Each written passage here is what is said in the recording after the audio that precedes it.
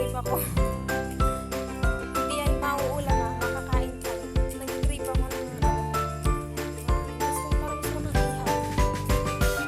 Hindi na tayo kung anong mauulam natin. So yung mga kabisakol, walang barbecue. So maghahanap tayo kung anong pwedeng kainin. Hanap tayo. So mga kabisakol, eto nakakita na tayo ng isaw, yung rib natin. Eto na siya. Yan. Ang layo na laki ano.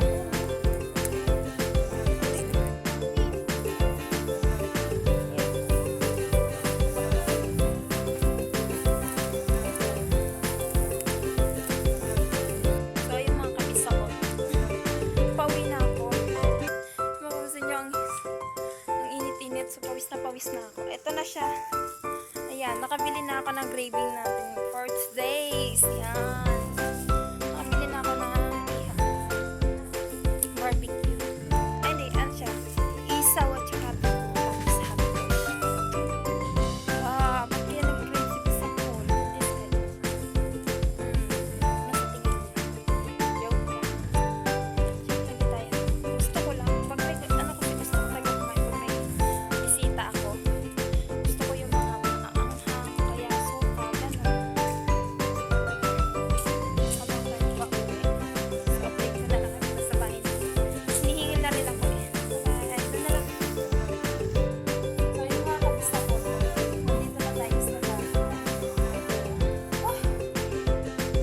Gusto ko niya bandis kumapasok. Tapos nag-crave pa ako. Oh my God, bakit ko yun? Duh! Ba't nag-crave si Bisakol ng ano, ng barbecue?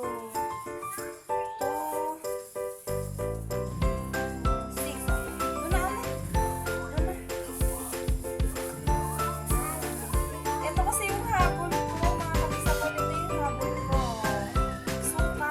Masarap kasi yung suka doon. Opo, sige na po doon po. Tapos mag-inuto pa ako doon. Hotdog kasi bumili ako ng ilaw na ito. Pa-hotdog.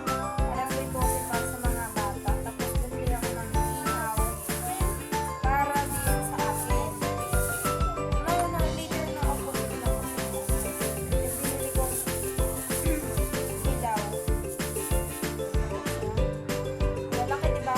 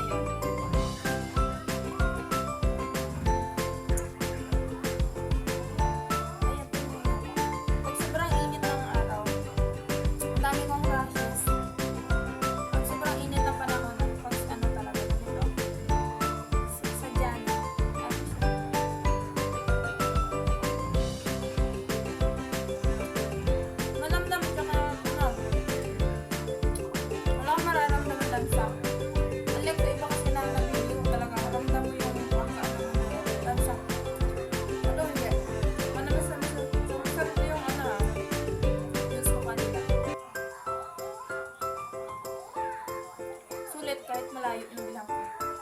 Dati kasi doon ako bumibili nung mas sa kabilang bahay pa kami.